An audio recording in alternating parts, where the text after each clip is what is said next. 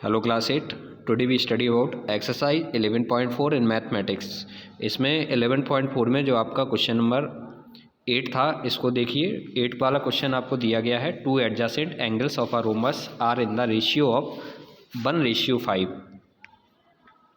आपको रोम्बस के two adjacent angle दिए गए। एडजेसेंट एंगल कौन से होते हैं? जो आपके सटे हुए एंगल्स होते हैं, जिनका सम कितना होता है? 180 डिग्री होता है। अगर दोनों का सम किया जाएगा तो 180 डिग्री आता है। तो यही आपको एंगल क्या है, दिए गए हैं। Find the angles of the rhombus. इसमें रोम्बस के जो बाकी एंगल्स है वो आपको फाइंड करना है कि बाकी एंगल्स कौन से होंगे। तो इस तरीके का एक क्वेश्चन मैंने पहले भी आपको बताया था कि जब भी आपको रेशियो में एंगल्स दिए जाते हैं तो उनको आप एक्स के रूप में लिखते हैं। जैसे कि यहाँ पे 1:5 दिया गया है, तो पहला वाला एंगल्स को एक्स मान लेंगे और दूसरे वाले को आप क्या मान लेंगे? 5x मान लेंगे। और ये क्या है? एडजेसेंट एंगल दिए गए हैं, इसलिए दोनों का अगर सम किया जाएगा तो कितना आ जाएगा? दोनों का सम आ जाएगा इसमें 180 डिग्री आ जाएगा। देखिए यहाँ पे ये सॉल्यूशन भी किया हुआ है क्वेश्चन 8 का। इसमें है let the adjacent angle be x and 5x। दोनों को यहाँ पे माना गया है x and 5x। Adjacent angle are supplementary. Adjacent जो एंगल्स होते हैं वो कैसे होते हैं? सप्लीमेंट्री होते हैं, 180 डिग्री होते हैं। दोनों का सम 180 डिग्री के इक्वली होता है।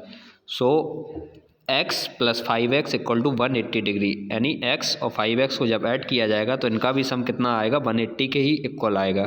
तो ये हो जाएंगे आपके 6x हो जाएंगे। ये 6x = 180, तो x = आ जाएगा 180/6।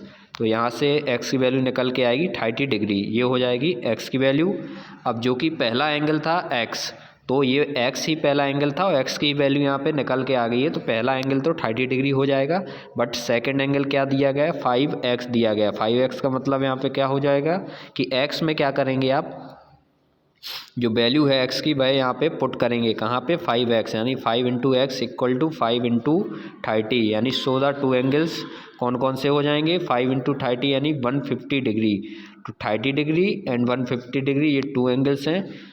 इसके बाद रोम्बस में एक और प्रॉपर्टी होती है अपोजिट एंगल्स वाली। उसमें होता क्या है? अपोजिट एंगल जो होते हैं रोम्बस के वो इक्वल होते हैं। सो यहाँ पे क्या हो जाएगा? अगर पहला ये 30 है और ये एंगल A है, तो एंगल A किसके इक्वल होगा? एंगल A होगा C के इक्वल। जैसे कि यहाँ पे ये रोम्बस दिया गया है, ये रोम्बस का फिगर है और इसको नेम दिया गया ABCD।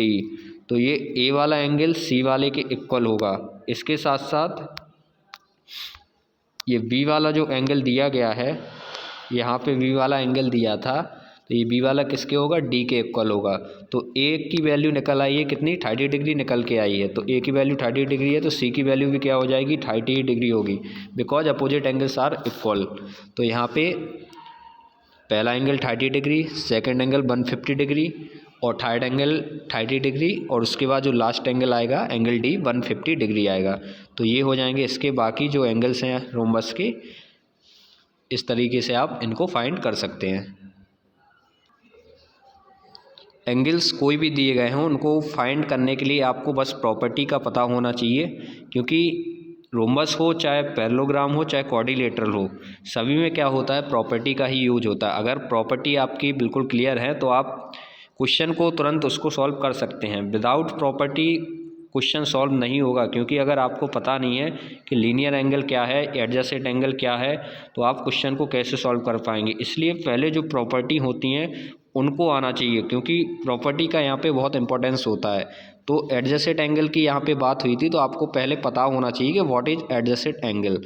तो एडजेसेंट एंगल आपको पता है कि एडजेसेंट एंगल क्या होते हैं? जो एंगल ऐसे दो एंगल होते हैं जिनका अगर सम किया जाता है तो सम कितना आता है उनका? 180 डिग्री आता है। और ये एडजेसेंट इसलिए होते हैं, सटे हुए एंगल होते हैं, अपोजिट नहीं होते हैं। एडजेसेंट यानी सटे हुए होते हैं। अपोजिट अलग होता है। अपोजिट का मतलब होता है जैसे A के अपोजिट में वहाँ पे C दिया गया था। तो ये था क्वेश्चन नंबर 8 का सॉल्यूशन, और जो भी प्रॉपर्टी हैं उनको भी पढ़ते रहिएगा आप।